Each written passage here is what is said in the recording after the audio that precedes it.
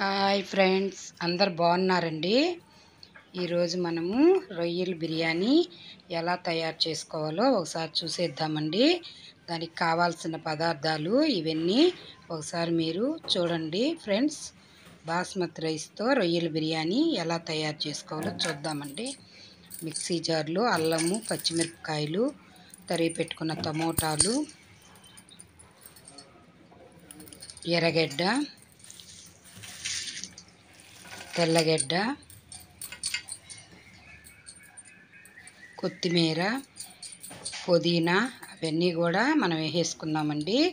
వేసి ఒకసారి మనము మిక్సీ పట్టేసుకుందామండి. ఇప్పుడు మనం స్టవ్ వెలిగించేసుకొని కళాయి పెట్టేసుకుందాము. కళాయి వేడైన తర్వాత ఒక 3 గంటలు ఆయిల్ దానిలో వేసేసుకుందామండి. కొంచెం ఎక్కువే పడుతుందండి ఆయిల్, బిర్యానీ కదా, మసాలా బాగా వేగాలండి. ఇప్పుడు బిర్యానీ సామాన్లన్నీ దానిలో వేసేసుకున్నామండి. అవి వేగిన తర్వాత ఒక 4 పచ్చిమిరపకాయలు కూడా మనం దానిలోకి యాడ్ చేసేసుకున్నామండి.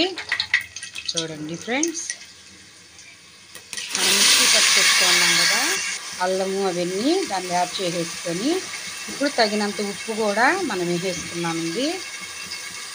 చిటికెడు పసుపు కూడా వేసేసుకుందాము. ఒక 5 నిమిషాల పాటు బాగా వేగించాలండి. కారం కూడా ఒక స్పూన్ దానిలో యాడ్ చేసేసుకొని మనం కడిగి పెట్టుకున్నాం కదా రొయ్యలు, ఆ రొయ్యలు కూడా దానిలో వేసేసుకొని కొంచెం మనం గరం మసాలా పొడి కూడా దానిలో వేసేసుకున్నామండి. కొబ్బరి పాలండి మిక్సీ పట్టి పెట్టుకున్నాం కదా, 2 గ్లాసులు బియ్యానికి 3 గ్లాసులు పోసేసుకొని అవి బాగా మరిగాక మనం కడిగి పెట్టుకున్నాం కదండి బాస్మతి రైసు, ఆ రైస్ ఎత్తి దానిలో వేసేసుకుందామండి.